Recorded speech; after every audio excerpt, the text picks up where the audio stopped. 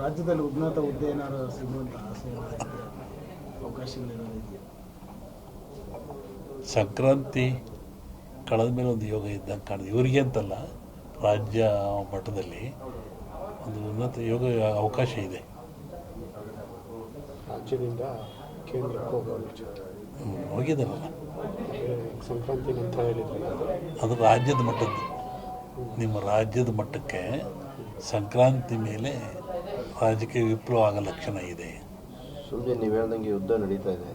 ಈಗ Iran Israel ಯುದ್ಧ ಆಗ್ಬೋದು. ಮೊದಲೇ ಹೇಳಿದ್ದು ನಾನು, ಯುದ್ಧಗಳಾಗ್ತದೆ, ಜಲಪ್ರಳಯವಾಗ್ತದೆ, ವಾಯುಪ್ರಳಯ ಆಗ್ತದೆ, ಭೂಪ್ರಳಯವಾಗ್ತದೆ, ಎಲ್ಲ ಜನ ಸಾಯ್ತಾರೆ, ಆಕ್ರಮಣ ಹೆಚ್ಚಾಗ್ತವೆ, ಮೇಘ ಸ್ಫೋಟ ಆಗ್ತದೆ ಅಂತ ಹೇಳಿದ್ದೆ ನಾನು.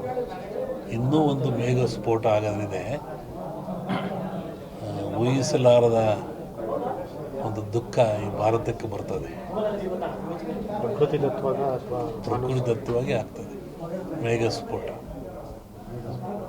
ಗುರುಜಿ ಮತ್ತೆ ಹಿಂದೆ ಹೇಳಿದ್ರಿ ಮನುಷ್ಯರು ಓಡಾಡ್ತಾನೆ ಮೃತ್ಯು ಅಂತಾರೆ, ಕುಸ್ತು ಬಿದ್ದು ಅಂತ. ಇತ್ತೀಚೆಗೆ ನಡೆಯೋ ಹೃದಯಾಘಾತಗಳು ಅದನ್ನು ಹೇಳಿದ್ನಲ್ಲ,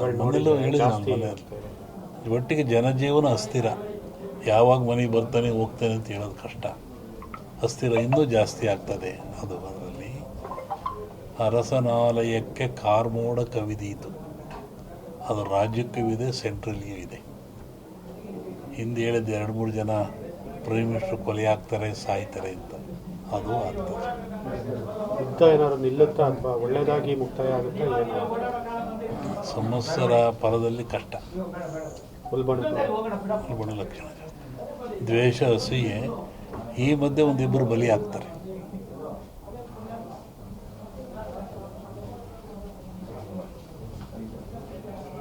ರಾಜ್ಯ ರಾಜಕೀಯದಲ್ಲಿ ಈಗೇನಾದ್ರು ಹೇಳಿದಂತೆ ಮೇಲೆ ವಿಪ್ಲವ ಆಗೋ ಲಕ್ಷಣ ಇದೆ.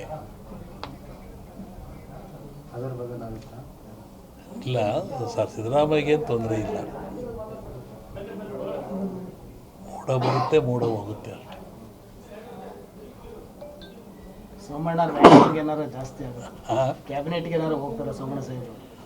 ಏನು ಆಶೀರ್ವಾದ ಬಂದರೆ ಆಶೀರ್ವಾದ ಆಗಿತ್ತಲ್ಲ. ಅದನ್ನು ಮುನಿಪುರ ಅಂತ ಕರೆದರು.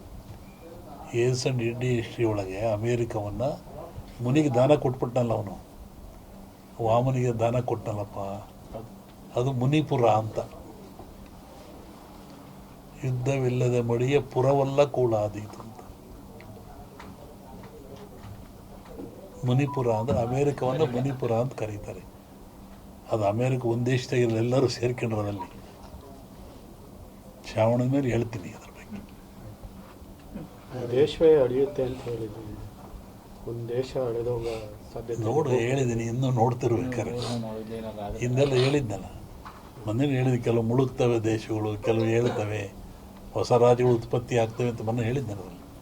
ಮತ್ತು ಮದ್ದಿಲ್ಲದ ಕಾಯಿಲೆ ಬರುತ್ತೆ, 5 ವರ್ಷ ಇರುತ್ತೆ ಕಾಯಿಲೆ. ಅದು ಮತ್ತು ಕೊರೋನಾ ಬಂತು. ಇದು ಇನ್ನೊಂದು ರೂಪವನ್ನು ತಾಳುತ್ತೆ. ಆದರೆ ಸಾವು ನೋವು ಕಮ್ಮಿ, ಕಾಯಿಲೆ ಮಾತ್ರ ಈ ಸಂವತ್ಸರದಲ್ಲಿದೆ. ಹೊಸ ರೋಗ ಉತ್ಪತ್ತಿಯಾಗಿ ಉಸಿರಿಗೆ ಸಂಬಂಧಪಟ್ಟದ್ದು, ಜನ ಆ ಥರ ಸಾಯ್ತಾರೆ. ಆಗ ಭೂಮಿ ಹೇಳಿದ, ಭೂಮಿ ಗುಡ್ಡ ಬಿಡಿ ಉಳ್ತವೆ ಅಂತ ಹೇಳಿದ್ದು ನಾನು. ಬೆರೆಯುತ್ತೆ, ಉಳುತ್ತವೆ, ಸಮುದ್ರ ಜಲಬಾಧೆ, ಜನ ಸಾಯ್ತಾರೆ ಮೊನ್ನೆ ಹೇಳಿದ್ನಲ್ಲ. ಅದೆಲ್ಲ ನಡೀತಾ ಇದ್ದಾರೆ, ಇನ್ನೂ ಇದೆ ಅದು.